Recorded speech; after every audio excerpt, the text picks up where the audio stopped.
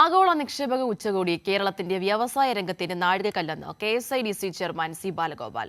നിക്ഷേപകരുടെ ആവശ്യങ്ങൾക്കനുസരിച്ചുള്ള തുടർ നടപടികൾ ഉണ്ടാകുമെന്നും ബാലഗോപാൽ പറഞ്ഞു.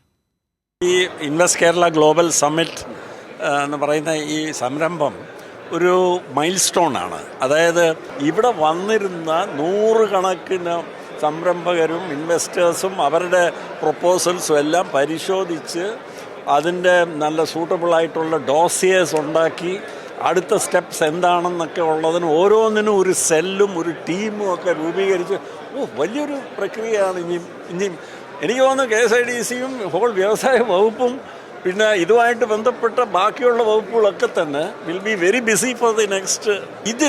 ഈ മീറ്റിംഗ് കഴിഞ്ഞിട്ട് ചിലപ്പം നാളെ ഇന്ന് വൈകിട്ട് തന്നെ ചിലർ മടങ്ങും, നാളെ വൈകിട്ട് ചിലവർ മടങ്ങും, ചിലർ 2-3 ദിവസം കൂടെ നിൽക്കും. ചിലപ്പോൾ അവരാരെങ്കിലും അതിൽ കുറേ പേര് MOUs ഒപ്പിടും ഒക്കെ ചെയ്യും.